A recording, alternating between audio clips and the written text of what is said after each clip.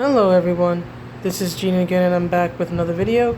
This is going to be a little bit different, but it is about something I should say that I am very passionate about, which is sports. Now, something I noticed today while I was at work, as you know, people put up videos and whatnot, is Fallon Fox, Fallon Fox, Fallon Fox.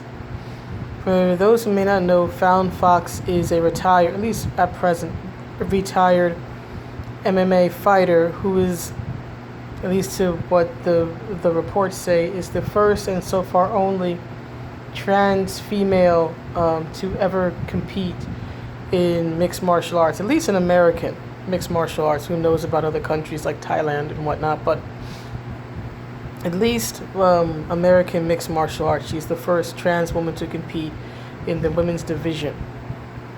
And in the women's division in mixed martial arts.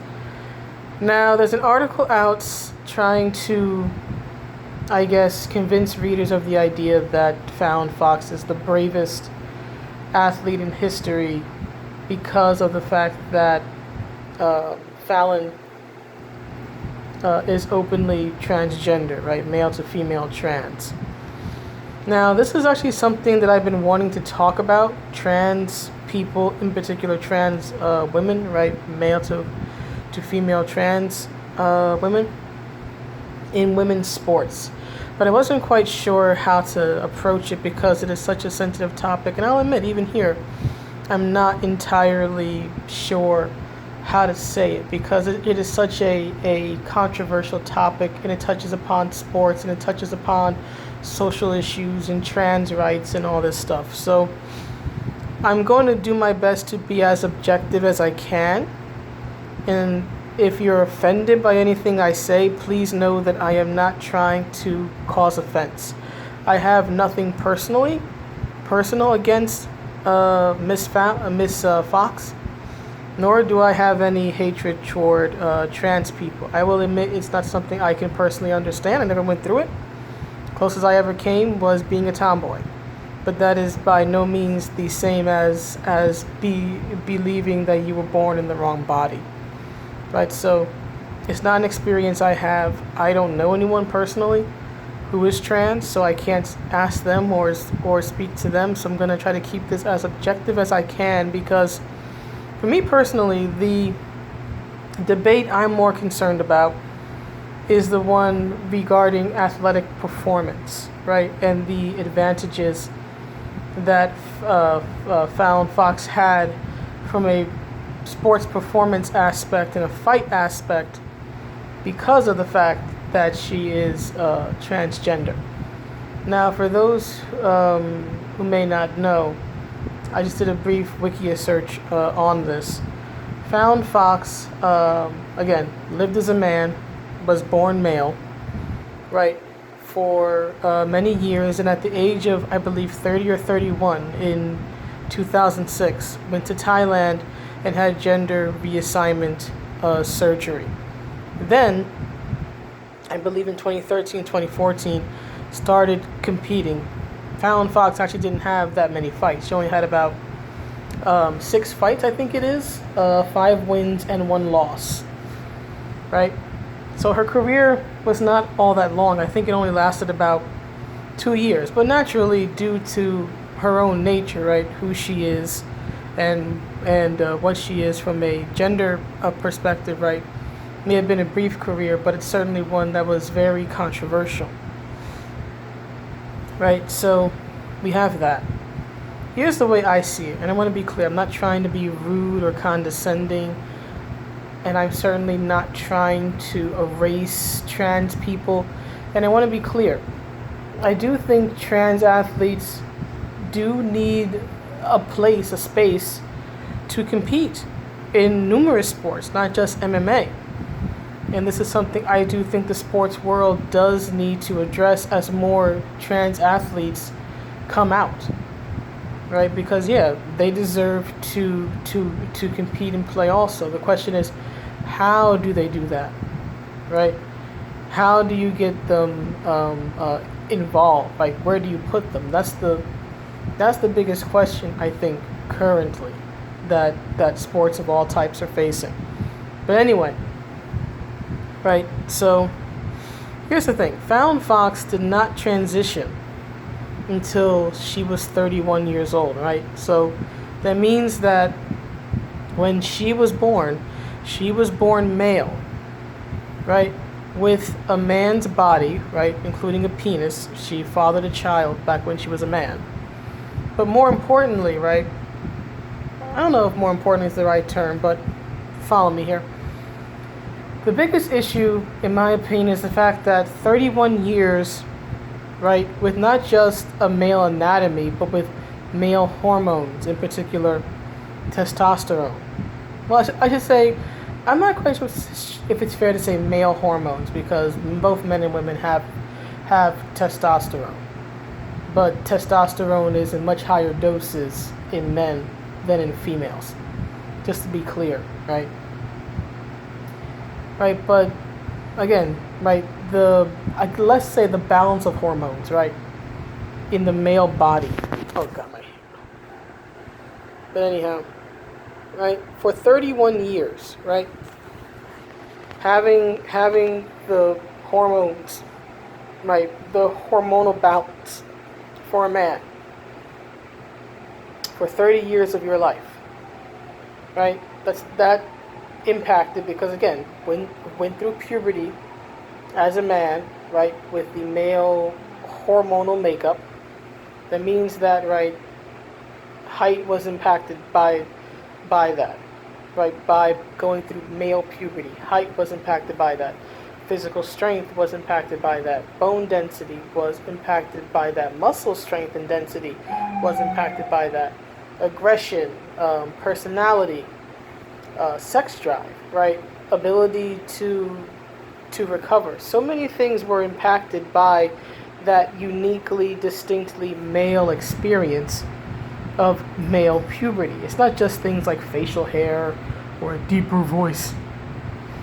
It's how that hormonal balance for a man, right, impacts their body, and especially in sports, right, the physical traits and skills of their bodies, and a lot of that has to do with multiple hormones, but especially the one that's the most famous one is testosterone, right? Men, your average healthy man is going to have more testosterone than an average healthy woman. He's probably even going to have more testosterone than a woman who has an abnormal amount of testosterone for a woman, right? So this stuff matters.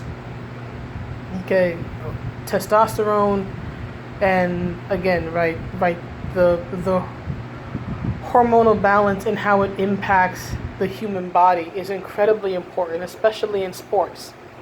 Take a look at, say, bodybuilding. You can find this in any sport, but let's use bodybuilding because it's the most, I guess, it's the most classic example, right? Everybody knows that bodybuilders, oftentimes, especially if they're pro bodybuilders and they don't compete in the natural bodybuilding circuit, right, the drug-free circuit.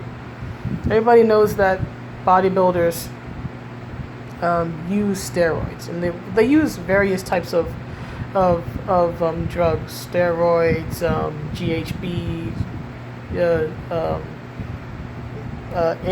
HGH, I think it is, right, human growth hormone, and a variety of things. But you can look at other sports like, say, baseball, right? There was the huge baseball steroid scandal a few years back where so many players, especially sluggers like, say, Alex Rodriguez, got busted. Why? Right, because they were using illegal drugs, right, like steroids, which if I remember correctly is synthetic testosterone, to do what? To give them an enhanced athletic performance. There's a reason why PEDs are referred to as PEDs, performance enhancing drugs. Now, were they trying to change their gender or their sex? No, but having a higher level of testosterone, right, in this case in the form of steroids, did give them an unnatural advantage, an unfair advantage above their peers, right? People who were busted in the baseball scandal, like A-Rod, like who is it? Mark McGuire, Sammy Sosa, and several others. If I'm remembering it properly, right, their records were put under question, if not flat out erased from the record books, because now again it's a question of, how do we trust that this was achieved naturally? How do we trust that this was achieved under their own strength, right? Because it allowed them to do things that are not possible, or at least are incredibly difficult, right? Set the records and break the records that they did, right?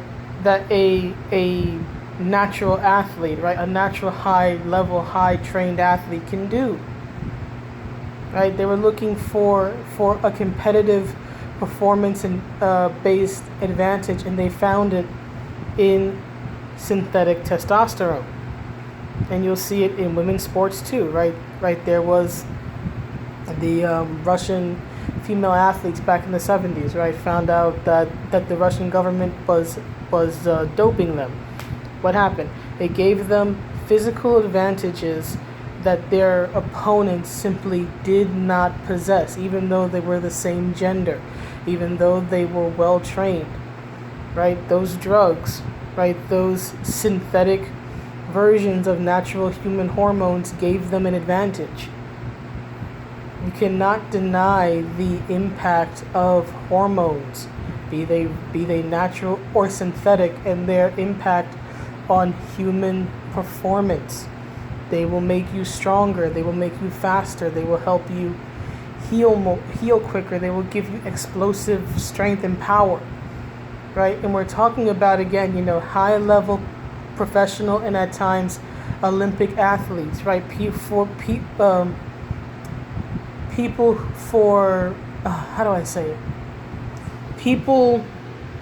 whose athletic performance, right?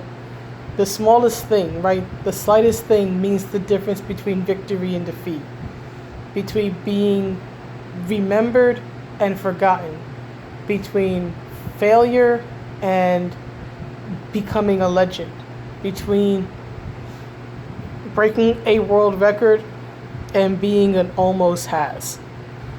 That type of thing is incredibly important to athletes. And many of them will use any means, legal, any illegal, to get whatever physical advantage they have. And if it means messing with their own natural body chemistry and hormones to make themselves, again, bigger, stronger, faster, whatever it is, they'll do it.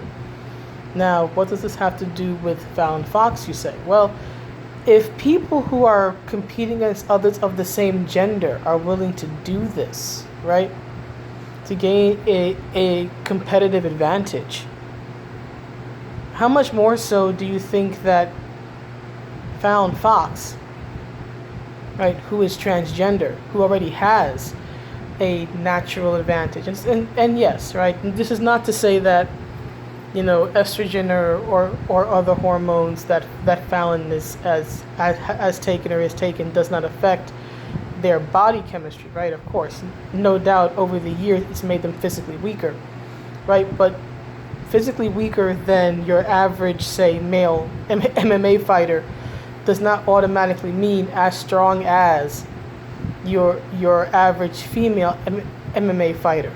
She probably still is stronger and bigger and faster and has thicker bones, and again, all these physical advantages, she probably has them still in some degree over her female opponents, again, in a very physical, dangerous contact combat sport. Okay, this is important. Now, of course, can natural born women beat the hell out of each other and bruise each other and crack each other's skulls? Yes, of course. But again, this isn't about just the amount of damage done or ability to do. It's also a matter of, okay, right? If a woman hits me in the face, right, and she cracks my jaw, right, that's still probably not going to hurt as much as, say, a man hitting me in the face and cracking my jaw, right? Because men have more punching power. They're bigger, they are stronger. And that is just objective fact, right? It isn't just about the ability to cause injury. It's about the severity of the injury, right? And the force applied. I would imagine that somebody who was male, had a male anatomy, had the male balance of hormones for 30 plus years of their life, right? Didn't transition until age 31, right? Is still going to have those natural advantages that were afforded them because of their birth gender, right? Thicker bones, for example, right? Stronger wrists, more punching power. That's huge in MMA, right? Stronger arms, denser muscle, right? Grappling is a huge thing, right? So it's going to be harder to break out of their grip. These are all very important things to consider when you are physically fighting somebody. And these are advantages. Now, is it cheating? No, it's not cheating, right? She's not taking steroids. In fact, she's taking the opposite. She's taking estrogen. But you cannot undo the effects, right, of hormones on your body for 30 plus years. I'm 35. If I decided at this moment to call myself John and live the rest of my life as a man and start taking testosterone and all that, I could do all that. It doesn't change the fact that for the first 35 years of my life, I lived as a woman, with a woman's body, with a woman's anatomy, with a woman's hormones. They do impact you. It does make a difference. Again, just look at sports, look at baseball, look at bodybuilding, which I know I started with earlier, but then got into the baseball thing. But look at bodybuilding, right? Look at the difference between bodybuilders who use performance enhancing drugs and those who don't, and especially how it looks with the women. Okay, you take a look at a woman like, say, Rachel McLish, who was the first Miss Olympia in 1980. And then you look at a woman like, say, Jesus, I forget her name. I think it was Iris something or other, but who was the last female, who was the last heavyweight bodybuilder, Miss Olympia, before that division died out a few years ago. She doesn't look a dang thing anywhere close to the type of body that Rachel McLish or Corey Everson or others of that 80s period did, because that woman, I think it's fair to say, was using drugs that either they weren't using back in the 80s or weren't using as much of. It does make a difference. You cannot deny that. And again, I'm trying to be as objective and as respectful as I can be on a very controversial topic, but I think something that's happening is that I think for some, the trans label, in particular the female to male trans label, I think some people are sort of downplaying the realities of the situation, right? It's like they want to say that trans women are women, but they don't want to acknowledge that they are a vastly different type of woman than a biological female such as myself. And again, I'm not trying to be mean. I'm going to keep saying that because I don't want my words and my thoughts to be misconstrued as anti-trans or anything like that. It isn't about being anti-trans. I'm just expressing how I feel about this. Right? In my opinion, you should not deny the realities of the situation. If you want to live your life if you were born male and you think that was wrong, that it was a cosmic mistake, God made a mistake, or whatever you believe, and you think that the body you should have been born into was a woman, and you go through all this work, you spend all this money, all this time, take all these drugs to live as a woman. Okay, that is your right as a human being. Your body, your health. That's your choice. It's not my place to stop you. At the same time, though, a trans woman is not the same as a biological female. Just from a purely objective standpoint, we're not. A trans woman did not go through a female puberty, especially if she transitioned later in life, right? A trans woman did not experience, for example, PMS and all the stuff that goes with that. Our biological functions as regards reproduction are completely different, right? It's just different in these very important ways that I don't think should be denied to validate a person's identity. I'm all about respecting an identity, but I think we also need to respect the realities of how this identity came to be, if that makes any sense. I'm hoping I'm making sense with this, right? And but going back to my main point about this,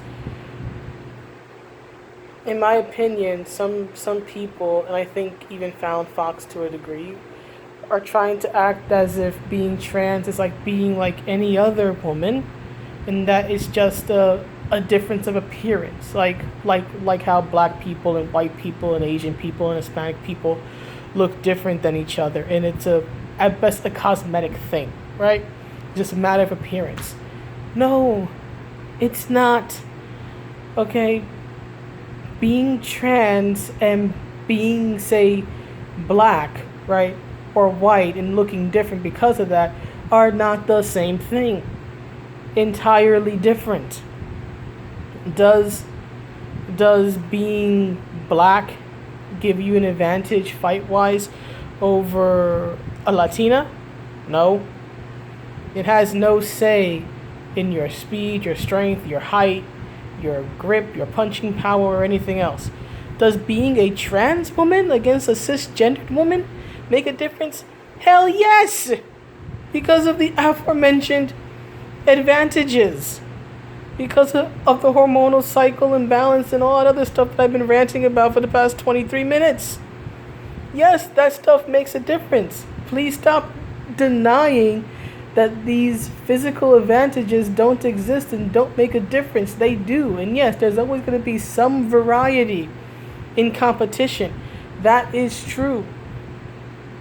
But this goes beyond variety, right? This goes beyond natural variation between people of the same gender or people of the same height, weight, general skill, and all that. We have an entirely different type of woman competing against an entirely different type of woman, right?